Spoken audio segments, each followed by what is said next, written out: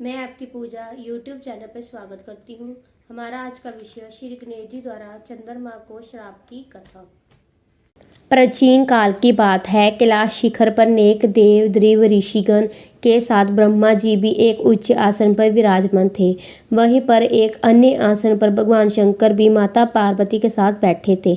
उनके निकट ही गणपति और कुमार कार्तिकेय दोनों ही अन्य बालक के साथ क्रीड़ा में मगन हो रहे थे। शिवजी के हाथ में एक फल था।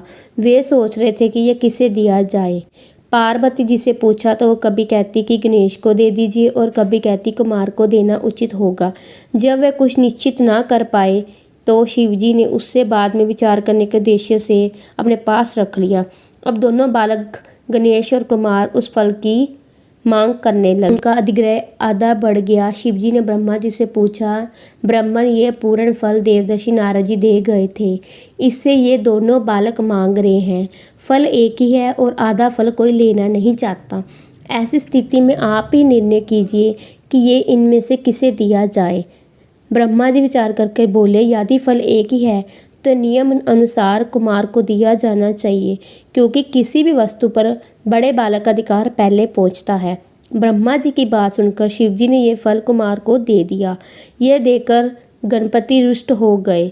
विशेषकर उनका क्रोध ब्रह्मा जी पर ही था कि उन्होंने ऐसी व्यवस्था क्यों दे डाली। सभा समापित हुई। सभी देवता आदि उठकर अपने अपने स्थानों को चले। ब्रह्मा जी अपने लोक में जा पहुंचे। वहां उन्हें सृष्टि का आरंभ करना था, किंतु जैसे वे संरचना में लगे वैसे ही गणेश ने विघ्न उपस्थित कर दिया। उस समय उन्होंने प्रकट होकर अपना अत्यंत उग्र रूप दिखाया। उनके उस रूप को देख के ब्रह्मा जी डर के कारण कांपने लगे। चंद्रमा ने देखा कि गणपति के उग्र रूप को देख के ब्रह्मा जी भय से कांप रहे हैं तो उसकी हंसी आ गई। उसके साथ ही चंद्रमा के जो गण उस दृश्य को देख रहे थे वे भी हंस पड़े। ये देखकर भगवान गणपति को क्रोध आ गया और वे चंद्रमा को श्राप देते हुए बोले, मयंक, तूने इस समय मेरी हंसी उड़ाकर जो अभद्रता प्रदर्शित की है उसका फल तुझे मिलना ही चाहिए। जा, तू किसी के देखने के योग्य नहीं रहेगा। यदि कोई भूल कर भी तुझे देख लेगा तो वह अवश्य ही पाप का भागी होगा। इतना कहकर गजमुख अंतर्ध्यान हो गए। उनका श्राप प्राप्त होते ही चंद्रमा श्रीहित मलिन एवं दीन हो गया। उनके तेज में अत्यंत न्यूनता आ गई। इससे वे बहुत व्याकुल हुआ और खिन्नता पूर्वक पश्चाताप करने लगा। देखा मैं कैसी मूर्खता कर बैठा। उन जगदीश्वर के साथ वे प्रभु तो अन्य महाधीर गुणों से संपन्न संसार के कारण के भी कारण एवं महाप्रभु है। उनके रुष्ट होने से मैं दर्शनीय एवं कालाहीन हो गया हूँ। अब इससे मुक्ति पाने के लिए क्या करूं? जब चंद्रमा की समझ में कोई उपाय नहीं आया तो वे तुरंत ही देवराज इंद्र के पास गया, परंतु इंद्र देवता भी उसे नहीं देखना चाहते थे।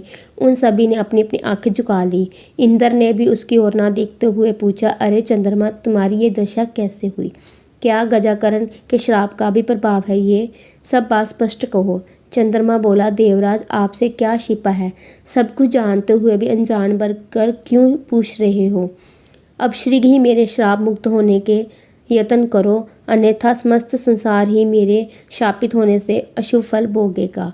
इंद्र ने सांत्वन की दी और बोले, चलो ब्रह्मा जी से ही इसका उपाय पूछे, क्योंकि उनके समान ज्ञानी और सर्वलोपकारी अन्य कोई भी नहीं है। सब देवता उनके साथ ब्रह्मलोक पहुंचे। आगे आगे चंद्रमा और पीछे पीछे इंद्र के नेतृत्व में सब देवगण। ब्रह्मा जी ने जब यह जाना कि चंद्रमा आ रहा है तो पाप लगने के भय से उन्होंने भी दृष्टि निश्चय कर ली और बोले, कहो सुदस्यु, यहाँ किस अभिप्राय से आना हुआ?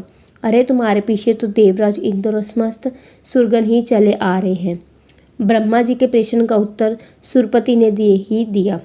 वे बोले, ब्राह्मण, भगवान गणेश आप पर कुपित हुए और श्राप दे बैठे चंद्रमा को, इसलिए अब आप इसे छुड़ाने का कुछ उपाय कीजिए।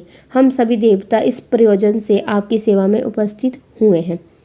ब्रह्मा जी ने कुछ विचार कर कहा, उनकी गणेश प्रभु की शरण लेनी होगी। देवराज, चंद्रमा को आगे रखकर उन्हीं का पूजन एवं सत्यवन करो। अगर आपको हमारी वीडियो अच्छी लगी हो, लाइक, शेयर एंड सब्सक्राइब करना मत